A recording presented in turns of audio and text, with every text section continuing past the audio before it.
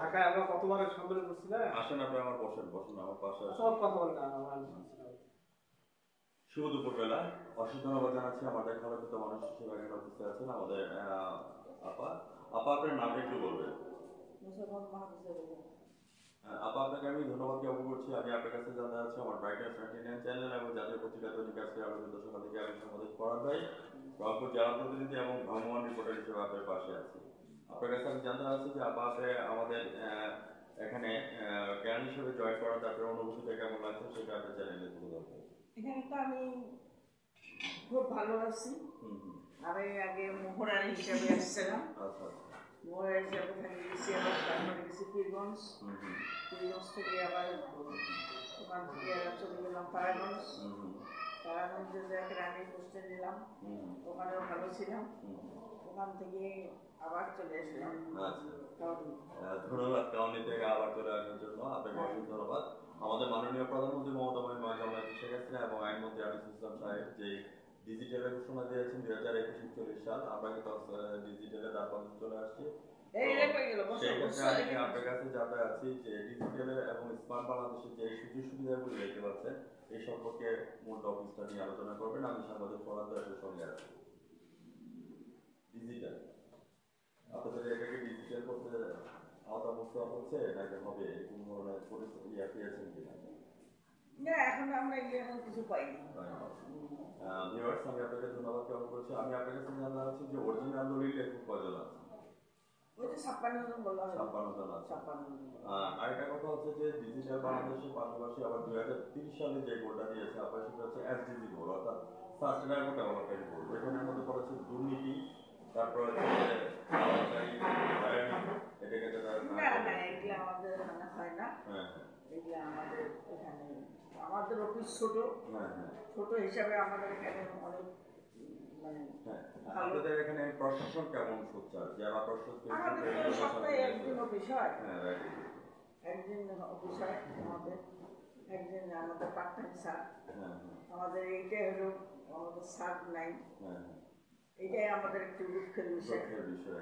মানে অন্তত সপ্তাহে 3 দিন হলো মনটাকে বুঝতে হবে।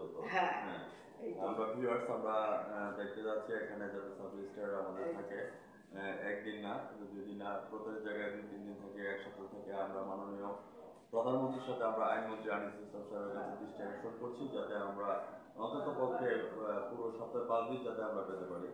আর সাংবাদিকের কলমে এবং ক্যামেরা কোনোদিন কারো নিচে মাথাটা করে না এবং করবেও না। সেক্ষেত্রে আমি বলবো থাকবো না বন্ধ করে দেখবে আবার জগৎটাকে কেমন করে ঘুরছে মানুষ যুগান্তরের ঘূর্ণিপাকে। আপনাদের জ্ঞান হিসেবে যে কথাটা তুলে ধরলেন আমরা সরাসরি আইনমন্ত্রী আনিস ইসলামের কাছে দৃষ্টি আকর্ষণ করছি যতক্ষণ পর্যন্ত এখানে সাব রেজিস্ট্রার আমরা নিয়মিত না পাবো ততক্ষণ পর্যন্ত আমাদের সাংবাদিকের কলম এবং ক্যামেরা চলতেই থাকবে। আপনাকে আমি ধন্যবাদ জ্ঞাপন করছি।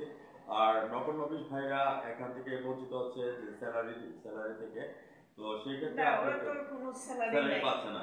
এটা থেকে বঞ্চিত হচ্ছে নকল যতক্ষণ নকল হবে, মানে বারাম ছিল না এতদিন, বালাম আসার এই তো প্রায় 1 মাস হলো, এই 1 মাসে এই মাসের মধ্যে কাজ দেওয়া হয়েছে, এই কাজ করতেছে আর কিছু না।